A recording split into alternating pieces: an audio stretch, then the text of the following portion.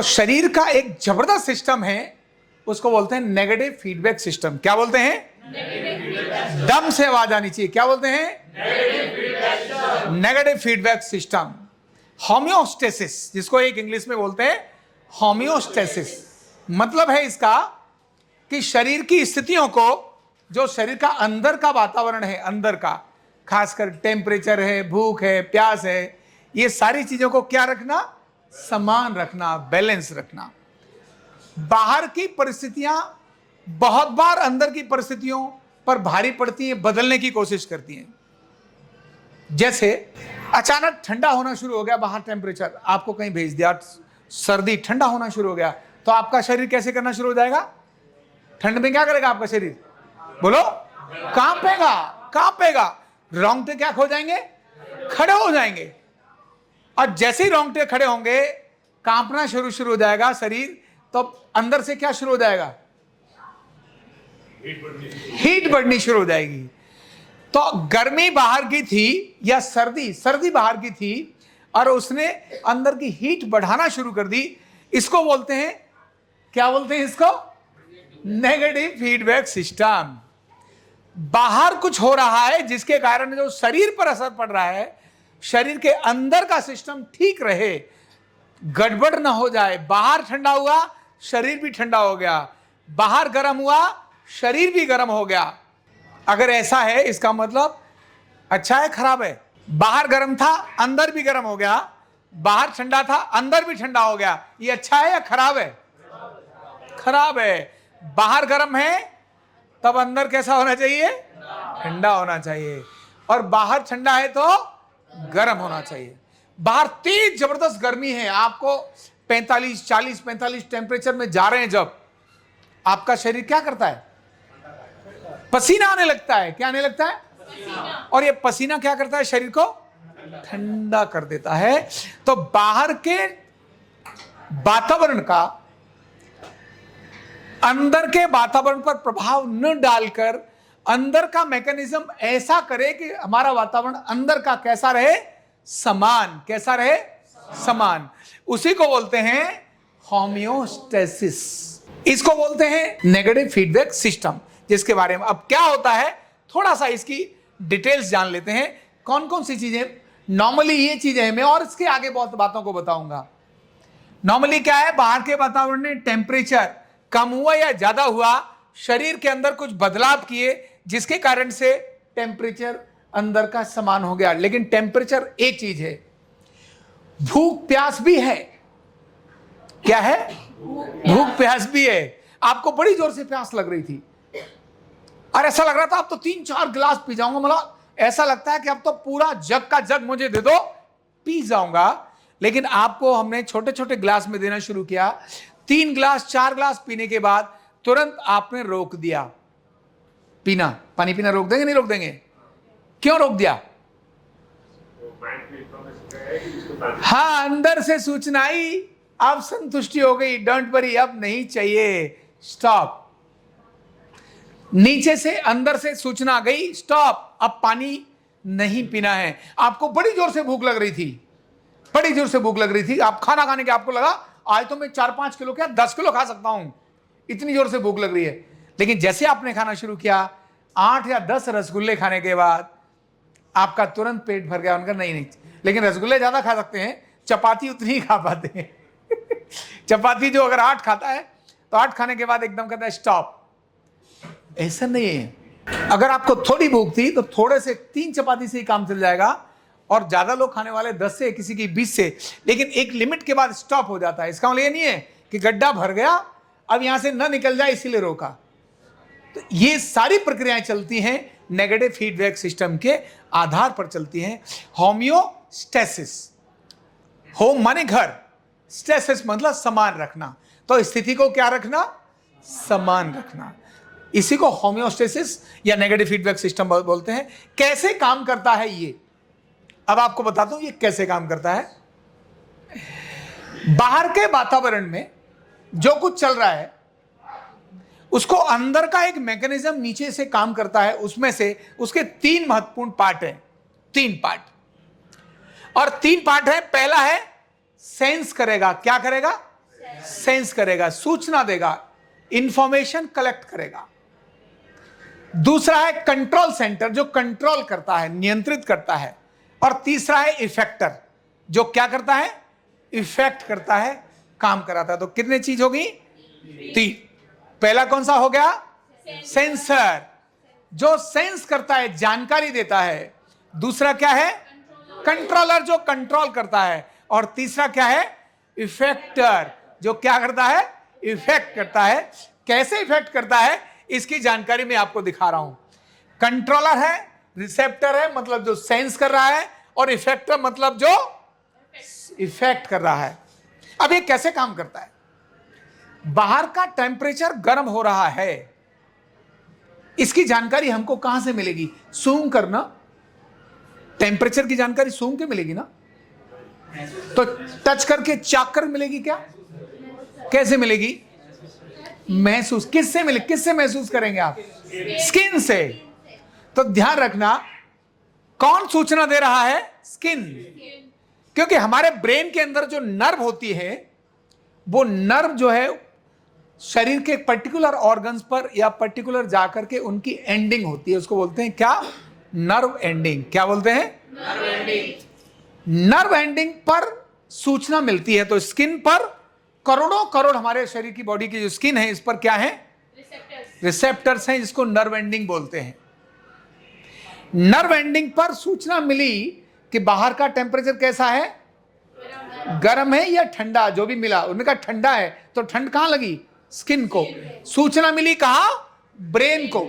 Brain को सीधी सूचना मिली, बाहर से आया, सीधी ब्रेन को सूचना मिली कुछ हो रहा है। अब ब्रेन का अपना एक मैकेनिज्म है। ब्रेन का मैकेनिज्म क्या है, ब्रेन के अंदर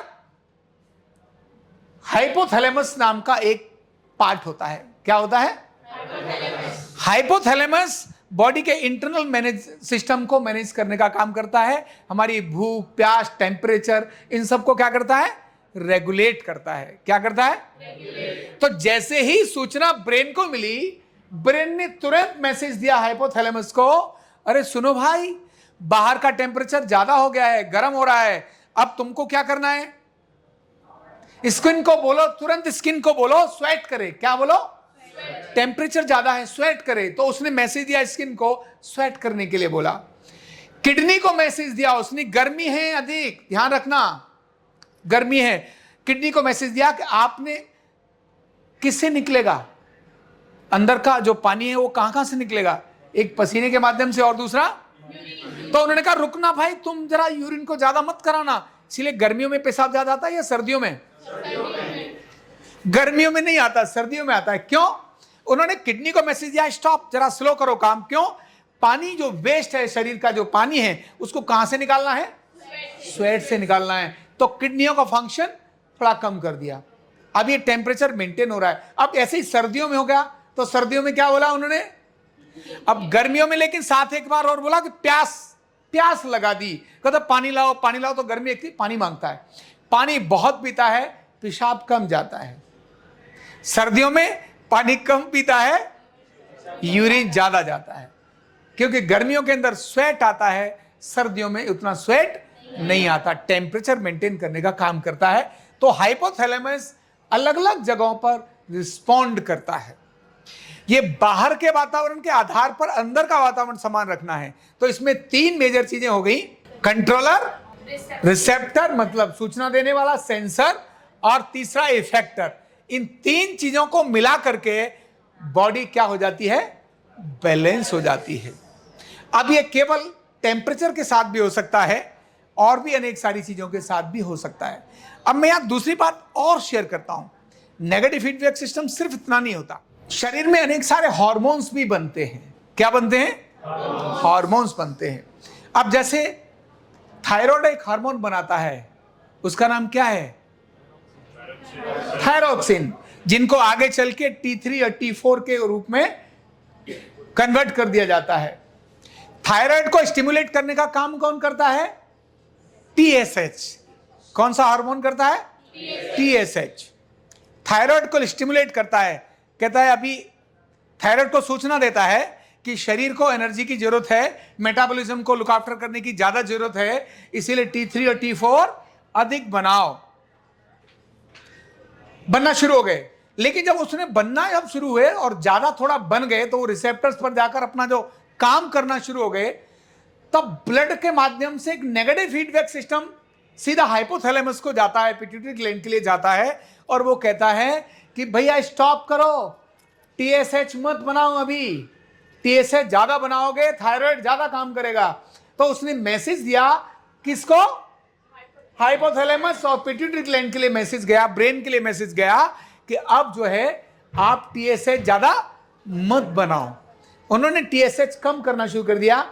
अब TSH जाएगा नहीं तो थायराइड आगे काम नहीं करेगा, कम करेगा। नेगेटिव सूचना गई, जो पॉजिटिव गई और वैसी नेगेटिव सूचना गई, ये दोनों को मिलाकर के अंदर और बाहर के सिस्टम काम करते हैं। जैसे पानी प्यास का काम करता है, भोजन के लिए काम करता है, शुगर, आपको ध्यान होगा आपने नमक वाली चीजें ज्यादा खा ली तो क्या होना शुरू हो जाएगा? नॉर्मल देखें तो ब्लड प्रेशर किसका बढ़ेगा? किसका बढ़ेगा? बीपी। जिसको बीपी ऑलरेडी बढ़ता है। आपको अगर यहां जो बैठे हैं, अगर मैं मान लो एक ग्लास में 10 चम्मच नमक घोलकर पिला दूं तो क्या आपका बीपी बढ़ जाएगा? बोलो। मैं आपको खूब तले हुए पराठे, पूड़ियां और जरा समोसे और अच्छा तला फला आज मैंने आपको खिला दिया तो क्या आपका टेम्परेचर बॉडी का बढ़ जाएगा? या आपको क्या बढ़ जाएगा? ब्लड प्रेशर बढ़ जाएगा? नहीं बढ़ेगा। क्या हो जाएगा? आपको मैंने तला हुआ खिलाया तो क्या अब शुरू हो जाएगा? कोलेस्ट्रॉल बढ़ जाएगा? बोलो। तो आपके शरीर को क्या फीलिंग होना शुरू हो जाएगी? जो तले हुए ज्यादा खाते हैं उनको दिन में क्या होता है?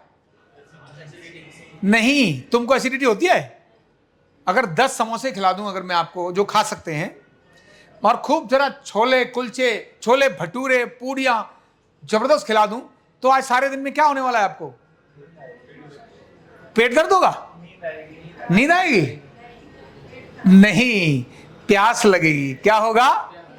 प्यास लगेगी। जिस दिन आपको मैं खूब ढेर सारी फल खिलाऊं, सब्जियां खिलाऊं, उस दिन प्यास लगेगी? समोसे खिलाऊं और ऐसी चीजें खिलाऊं जो तली हुई हैं तो उस दिन आपको प्यास ज्यादा लगेगी। ये कौन लगाता है प्यास? यस, वही आपको कहता है कि भैया आज शरीर में फैट ज्यादा है, नमक ज्यादा हो गया है, इसको क्लीन करने के लिए किडनी को मैसेज देता है ज्यादा फिल्टर करना है, और बाकी सारे शरीर को कहता है प्यास लगाओ। तब आप पानी पीते हैं और शरीर का मैकेनिज्म क्या हो जाता है? बराबर हो जाता है, शरीर की स्थिति समान हो जाती है। ये केवल इतना ही नहीं, सारे हार्मोन्स में, चाहे बच्चे का डेवलपमेंट हो रहा है, चाहे वो प्रेगनेंसी हो रही है, प्रेगनेंसी होने के लिए भी एक नॉर्मल मंथली साइकिल आता है, गर्ल्स को आता ही है। एग रिलीज होगा, एग रिलीज होने के बाद यूट्रस में जाएगा, अगर वो फर्टाइल नहीं हुआ है तो क्या होगा? मंथली साइकिल आ जाएगा।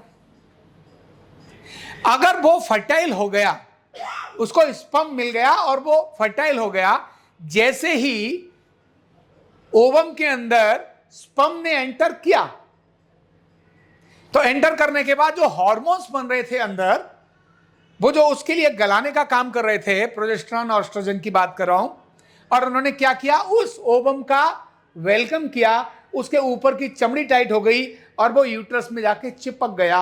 अब हार्मोन्स डिफरेंट प्रकार के शरीर में बनना शुरू हो जाएंगे। अब ओवरी एग बनाएगी क्या? नहीं बनाएगी। ये जो नहीं बनाने का काम कर रहा है, इसको हम एक पॉजिटिव प्रोसेस बोलते हैं, पॉजिटिव सिस्टम बोलते हैं। लेकिन जिस समय पर घटना घटी, जिस समय घटना घटी, उस घटना को नेगेटिव फीडबैक सिस्टम बोलते हैं। तो मैं अगर सारा कंक्लूजन करूं, होम्योस्टेसिस क्या है, नेगेटिव फीडबैक सिस्टम क्या है, तो पॉजिटिव फीडबैक सिस्टम शरीर की स्थिति को जैसी है उसको रन करना। नेगेटिव फीडबैक सिस्टम का मतलब क्या है? जैसा हो रहा है उसके अपोजिट करना। बाहर में अगर टेम्परेचर ठंडा है तो अंदर के टेम्परेचर को गर्म करना, और बाहर गर्म है तो शरीर में अंदर चीजों की पूर्ति हो गई है तब तुरंत नेगेटिव फीडबैक सिस्टम से मैसेज देना स्टॉप, हम संतुष्ट हैं, अब काम करना बंद करो। तो ये था नेगेटिव फीडबैक सिस्टम। क्या बोलते हैं इसको?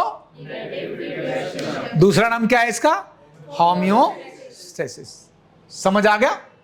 गुड। न्यूरोथेरेपी का कंप्लीट कोर्स सीखने के लिए जुड़िए हमारे ऑनलाइन ट्रेनिंग प्रोग्राम से और जानिए करीब 100 बीमारियों का इलाज बिना दवा और बिना मशीन के। इस न्यूरोथेरेपी ऑनलाइन ट्रेनिंग प्रोग्राम से आप घर बैठे बन सकते हैं गवर्नमेंट सर्टिफाइड न्यूरोथेरेपिस्ट। रजिस्ट्रेशन के लिए नीचे दिए गए नंबर पर अभी कॉल करें और हाँ, हमारे वीडियो को लाइक करना, शेयर करना और चैनल को सब्सक्राइब करना बिल्कुल भी ना भूलें। धन्यवाद।